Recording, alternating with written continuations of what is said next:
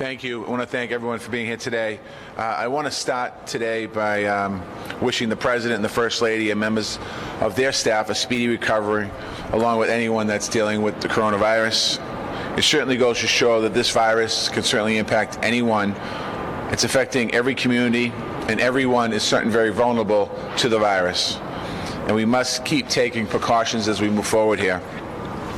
The latest COVID case numbers I have as of yesterday in Massachusetts, 708 new confirmed cases, bringing the total of confirmed cases in Massachusetts to 130,461. There was 23 deaths yesterday, bringing the total deaths in Massachusetts to 9,265. In Boston, as of yesterday, we had 82 new cases, bringing our total in Boston to 17,329. And we had 2 deaths yesterday, bringing our total to 764 from the beginning of the virus. Our prayers go out to the families of those suffering with this virus, and also to the families who lost loved ones. As expected, we entered the red category on the state map on Wednesday.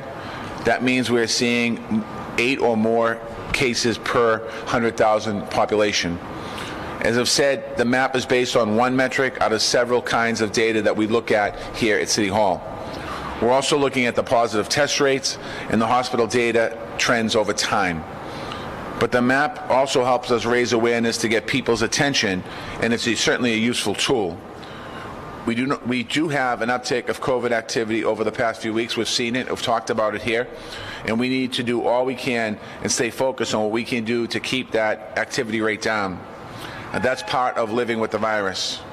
We continue to do outreach in East Boston and Dorchester, where the positive rates were the highest last week. Our mobile testing team is at 40 Geneva Ave in Grove Hall to provide testing and access to care.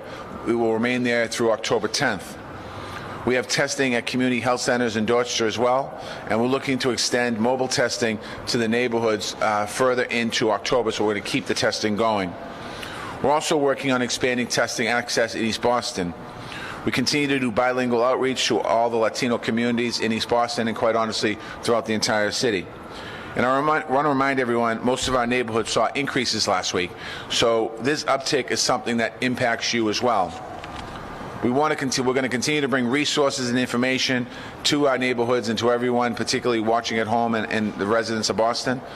And we know that we need everyone's help, especially younger adults, where we continue to see the most cases, the most positive cases.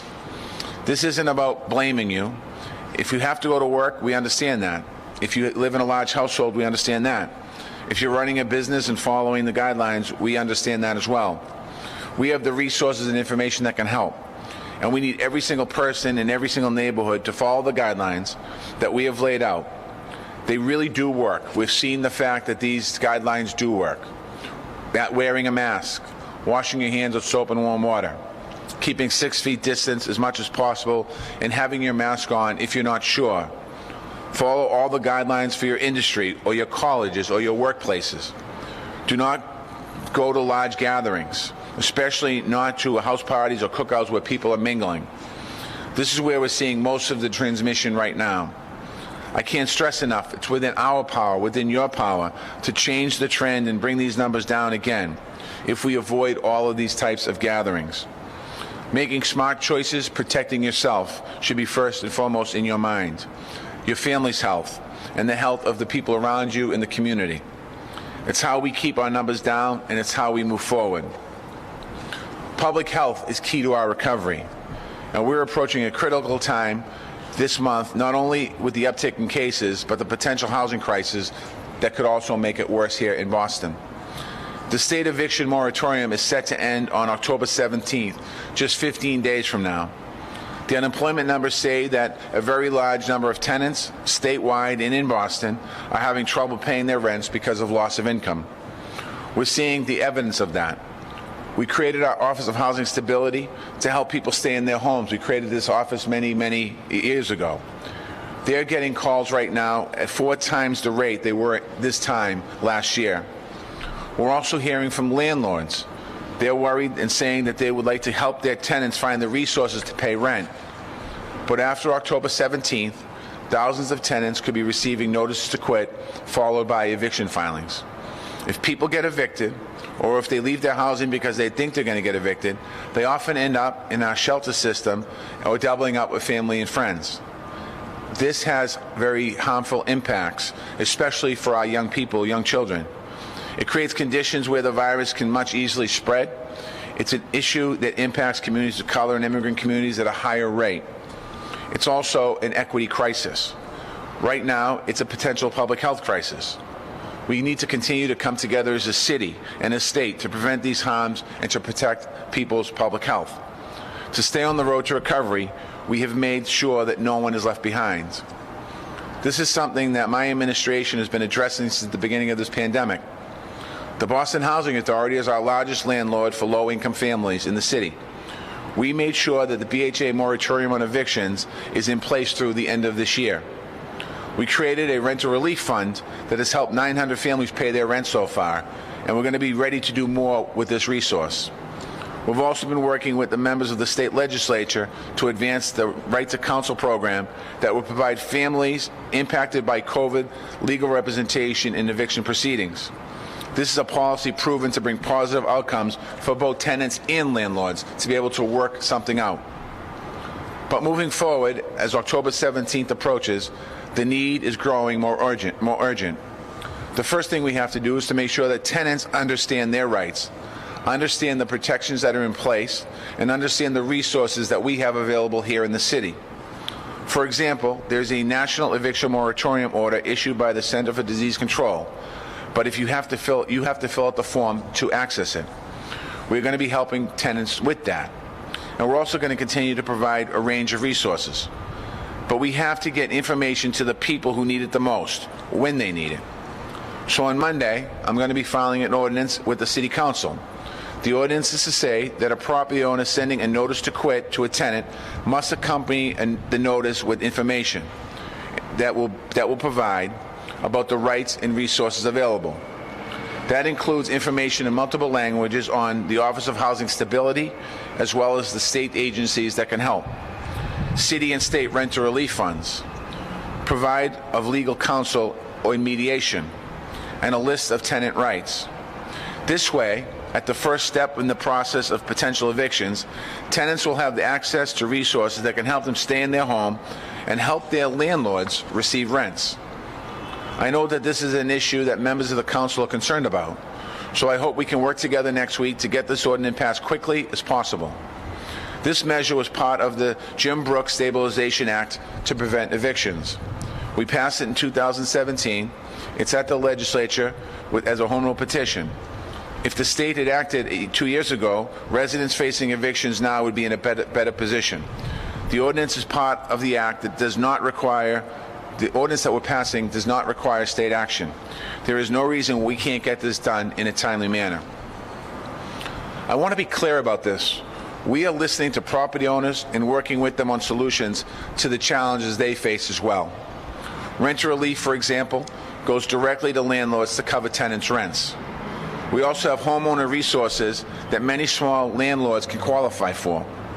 Last week I announced that we have more than doubled the size of our Senior Saves program that pays for heat replacement for senior homeowners here in the city of Boston.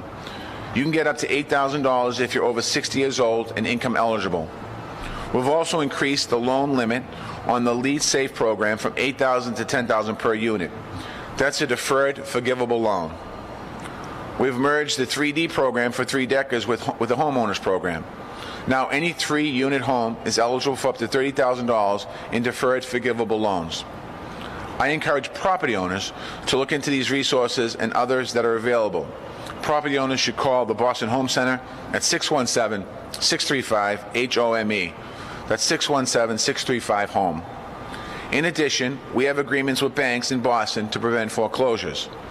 Any property owner having troubles paying their mortgages should reach out to their bank or lender to find out what flexibility is available for you.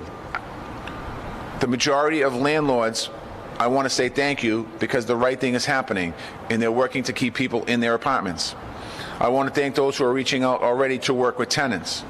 We want to help you do that by connecting you to the resources that are available. We're going to continue to develop resources in the coming weeks. Anyone with concerns, tenants or landlords, can reach out to our Office of Housing Stability at 617-635-4200 or email us at housingstability@boston.gov. Our staff is here to help you through these difficult times. We can all work together to protect public health at this very difficult time and preserve the communities that are the fabric of our city. We've been working hard for the last 7 years to create affordable housing here in Boston. We have not stopped that work even during the pandemic. We have more than 1,300 affordable homes right now in Boston under construction. Since August, we have approved hundreds of more units of housing, over 1,000 subsidized units of homes in East Boston at Suffolk Downs. On Monday, we'll begin accepting applications for the $25 million Community Preservation Act funding. That's for affordable housing, open space, and historic preservation. You can find eligibility forms at boston.gov/CPA for that. We are moving forward to meet the long-term challenges of being an affordable city for every single family. I also have an update on planning on our November 3rd elections. As a reminder, the voter registration deadline for November 3rd election is October 24th. Early voting in Boston will run this year from October 17th to October 30th. This week, we expanded the days of operations at sites in East Boston and in Roxbury. We've added new sites in Dorchester, Roxbury, Hyde Park, Mattapan, and West Roxbury. We now have 27 unique sites across the city where you can early vote in person, including here at City Hall. All of these locations during the early vote period are open to all registered voters of Boston, so you don't have to live in that particular neighborhood to vote in another part of the city. You can vote at any early vote location wherever you want to vote. Early vote sites will be prepared for health and safety. We'll have social distancing protocol, cleaning protocol, and PPE available. If you'd like to vote by mail this year and you haven't submitted your ballot application yet, you can do so by October 28th. You can apply online at the Secretary of State's website. I encourage you to do so as soon as possible. The Election Department has started mailing out ballots to those who requested one this week, and will continue to do so as the applications are received. When you get your ballot, we urge you to complete it, sign it, and return it with the envelope as soon as possible. So just make sure that you follow the guidelines when you get an absentee ballot. You have to sign it so that it's an affidavit that you voted, and you have to put it in the envelopes and mail it here. You can mail it as long as it's postmarked by November 3rd and received by the Election Department by November 6th. So all ballots that are mailed on the 2nd or 3rd, as long as we get them here by the 6th, those votes will be counted. You can also deposit your absentee ballot at any early vote location as it's open for voting, and we have 17 drop boxes across the city where you'll be able to vote. I'm going to have more information next week on early vote drop boxes. But to find out where we have them right now in the city, you can visit boston.gov/elections or call 311 to learn more about these options. Just a quick reminder about filling out the census so our voters so we can be continually represented and fully represented here in Boston. The count has said that the count will continue until the court has said that the count will continue until October 31st. We're asking you to go to my2020census.gov or call 844-330-2020. Either option is available in 13 different languages. I want to close by some positive news. The things that are concerned us about here in Boston, from COVID to economic recovery to elections, are things people across the country are concerned about as well. I got a nice reminder of that yesterday. A package arrived in my office addressed from Kentucky. It was a collection of hand-sewn masks made by members of a church in Robertson County, Kentucky. And I have a whole bag full of masks here that they sent me from Kentucky. They may have seen me on national TV talking about what's happening in Boston and what's happening around the country. Inside, there's a letter, and the letter, so you don't bear with me for one moment here. It's a letter from a woman named Janine. Dear Mayor Walsh, I know you can find some people who need to use these masks. We are sorry that we're all having so much trouble with sickness and trouble. Just know that you're in our prayers, and we in Kentucky care about our fellow Americans. We are all in this together. With God's help, we'll get through this together. Jeannie and your friends, I want to thank you and my friends, our friends in Kentucky, for making these masks for us. You might see this press conference, or you might not see this press conference, but I want you to know the people of Boston say thank you. We will get these masks to people who need them the most. You are certainly in our thoughts and prayers as well. In that letter, in that package I received, gave me hope for who we are as a country. There's a lot going on right now.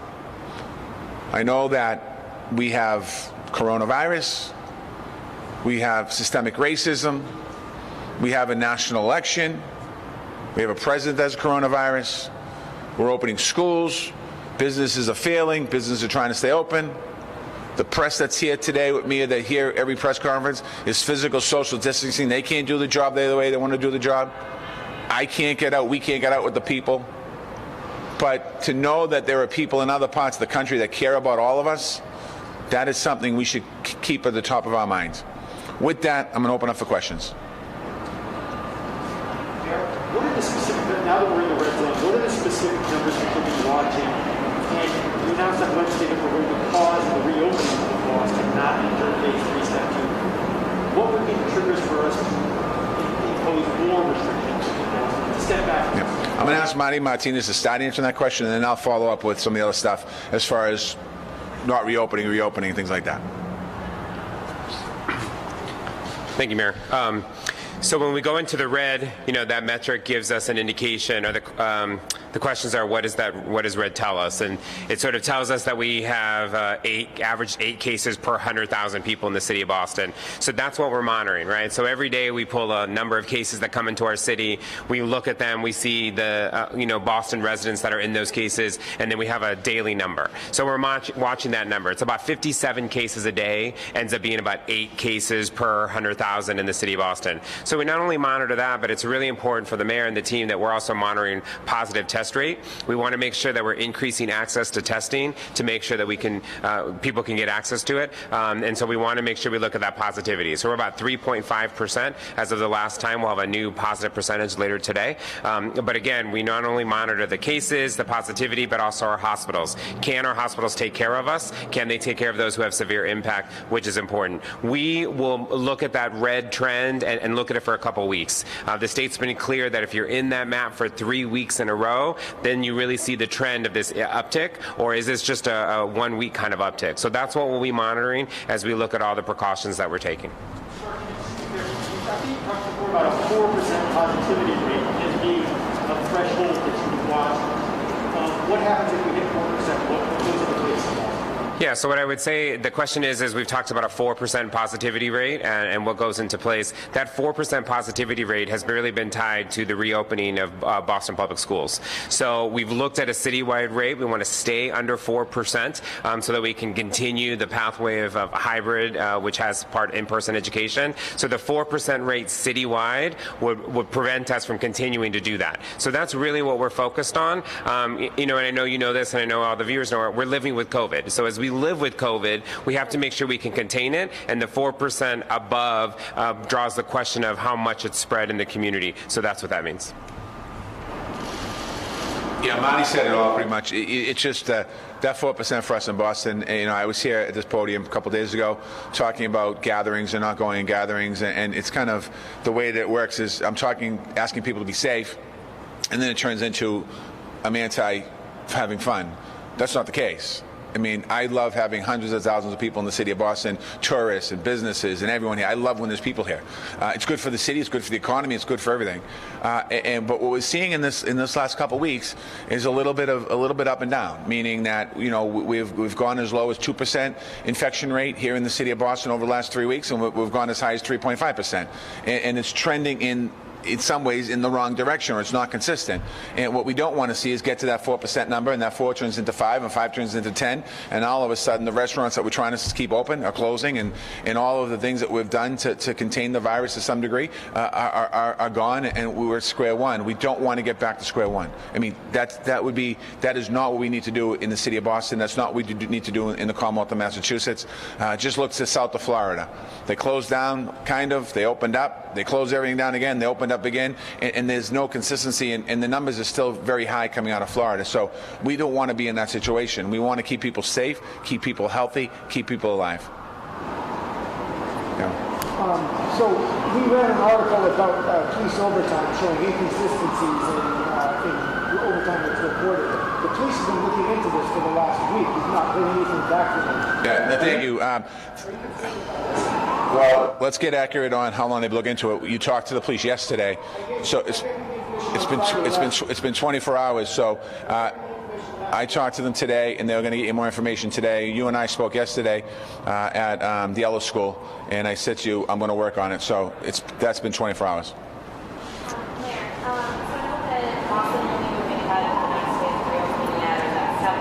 Other communities are, most of the rest of the communities in the state can, including some communities that are right next to us. Do you have any concern about that? I don't believe we can move to the next phase because we're in the red zone. So. Do you have concerns about kind of the fact that so many other communities are able to move ahead even though they're next to us? Thank you. All right, great. So the question was, let me just clarify it. The question was, we haven't moved forward in the next phase of reopening, and some of the communities next to us are moving forward. They're not in the red zone. Boston's the red zone. So in this next phase, phase 3, step 2, we're not allowed because of the red zone to move into that. So I'm not really concerned about, meaning I'm happy for the other communities, and I hope that they can keep the numbers down. I don't think it caused a competitive disadvantage, if that's what you're trying to get to. What we need to do is get our numbers down. I hope that their numbers stay down, and everything we can do to support each other collectively to keep the rates down, I think we need to support. It's not, Boston versus another city. I just think we all need to work collectively to get our numbers down, and I hope the fact that they move to the next phase, I hope they can stay there, because I hope that eventually we get to that phase. We will eventually. I hope we get to that phase. I would love to get to the phase where we can allow 10 people to sit at a table inside a restaurant. But right now, it just doesn't make sense for Boston to make that move when we see some of the numbers going a little too high here. So we're going to monitor this situation every day. We're going to monitor the data every day just to make sure as we move forward. Anything else? All right. Oh, yeah, sure.